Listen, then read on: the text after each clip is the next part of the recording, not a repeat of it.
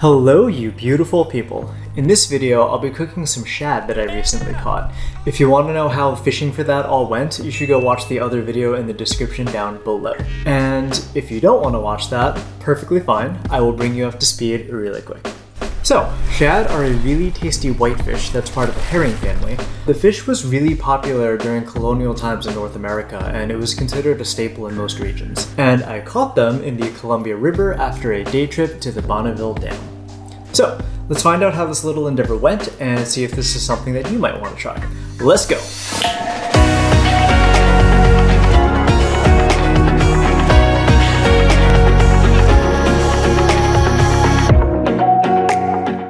So, I had researched a bunch of recipes on how to cook shad and tried to find things that were similar to the ingredients that I had on hand.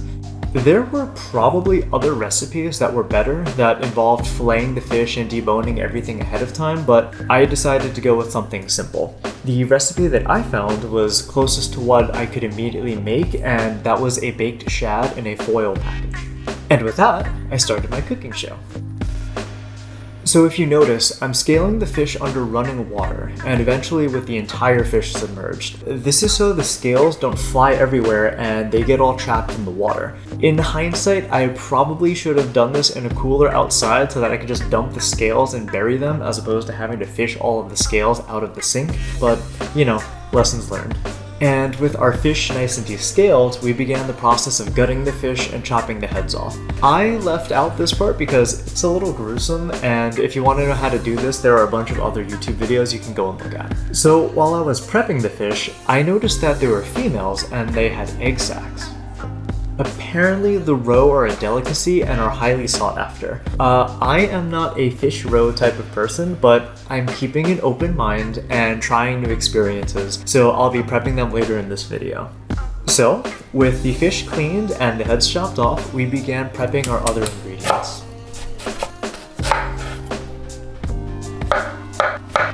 Oh, by the way, all of my knife skills are self-taught through YouTube, so if anyone knows someone who actually wants to teach me knife skills, please leave a comment below and help a guy out.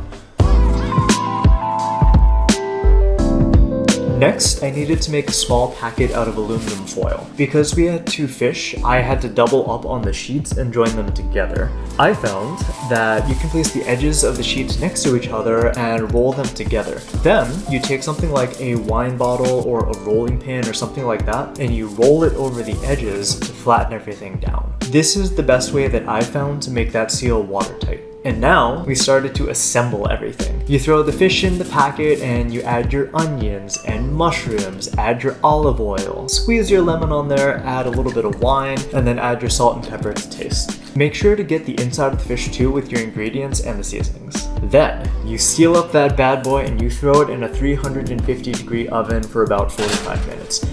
For context, there was a total of about 4 pounds of fish after gutting them. And after a little bit of Netflix, this tasty treasure was ready to be dug up. It smelled fantastic. The air was immediately filled with lemon and pepper and onions, and the fish was light and delicate, and it tasted amazing.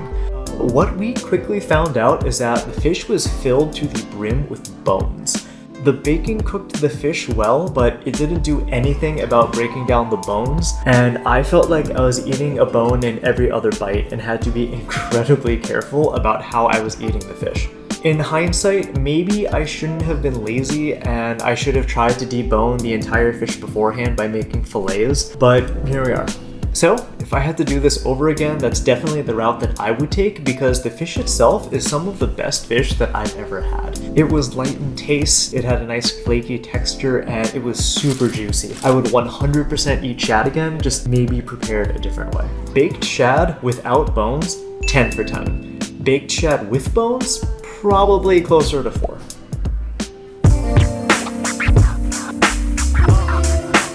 This is the part that I was dreading a little bit. Cooking the shad roe. Like I mentioned before, I'm not much of a shad roe person, or just a fish roe person in general, but I'm trying new experiences to make my life more exciting, and my hope is to encourage you to try new stuff, so I must persevere. To begin cooking the shad roe, we needed to brine them first. This brine consisted of a 1-to-1 ratio of 1 cup water and 1 tablespoon of kosher salt. So given how much shad roe that we had, I just doubled the amounts. And with that, the shad roe began its salty bath. 3 hours later, the shad was ready to go. The next step was to dry everything off to make sure that it can get nice and crispy when we fry it, which brings us to the frying part. I started off cooking the 3 bacon strips on medium-low heat, and I found that low and slow was really the way to go to get it nice and crispy and unburnt. More importantly, we can now use all of the rendered oil to fry up the shad roe. While I was waiting for the bacon to cook, I thought it would be a good idea to chop up some onions and kill time and add flavor. You can always use this time to lightly dust the shad roe with some flour. This is an important step because it helps the roe get a nice brown coating while frying in the bacon grease. If you've done both of these things and still need more time for the bacon to cook, you can always do some really awkward dancing in the kitchen. Or you can pretend that you're a character in Street Fighter. That works too. When the bacon was finally done and we had our bacon grease, we then added our shad roe. So you want the pan to be hot enough to hear the shad roe sizzle once it hits the pan, but you don't want it to be hot enough to where it will explode the roe. A safe bet would be a medium-low heat, but your stove may be different than mine. So give the roe a few minutes on either side until it's a nice and light golden brown. But be careful when you flip them because they're very delicate. The eggs themselves should no longer be pink and they should start to take on a brownish color, something to indicate that it's been cooked a little bit. Also, at the same time, add your onions depending on how you like them. I like mine to have a little bit of crunch to them, so I added them a couple of minutes before everything else was done. Once everything was nice and crispy, it was time to plate it. The total time was somewhere around 10 minutes to cook the shad because the roe that we had was a little bit on the thicker side, so your time will vary. And for some finishing touches, I threw on some parsley and a light squeeze from a lemon.